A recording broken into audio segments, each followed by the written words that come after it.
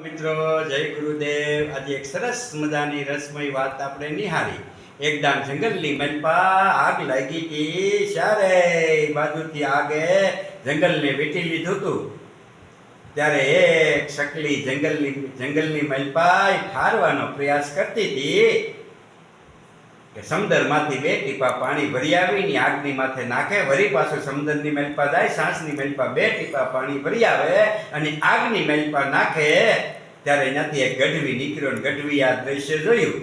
એને શકલીને પૂછ્યું, શકલી આ તારા બે ટીપાથી આગ નહીં બોલવાય, આખું જંગલ હરકી ગયું છે, આ બે તારા ટીપાથી આગ નહીં બોલવાય। ત્યારે શકલીએ સરસ મજાનો જવાબ આપ્યો કે આ બે ટીપાથી મને ખબર છે આગ નહીં બોલવાય, પણ આ પ્રયાસ હું એટલા માટે કરું છું કે જેથી આ જંગલનો ઇતિહાસ લખાય ને ગઢવી, અરે જેથી આ જંગલનો ઇતિહાસ લખાય ને તેથી અમારું ઠારવા વારામાં નામ હશે, અમારું ઠારવા વારામાં તેથી નામ લખાય, અમારું હરગાવા વારામાં નામ નહીં લખાય, એટલા માટે આ પ્રયાસ કરી છે। તો ચાલો મિત્રો, આ વાત ઉપરથી હું તમે એ જાણી કે સમાજની મલપા મારે તમારે ઠારવા વારામાં નામ લખવું છે કે હરગાવા વારામાં નામ લખવું છે, એ મારી તમારા હાથની વાત છે।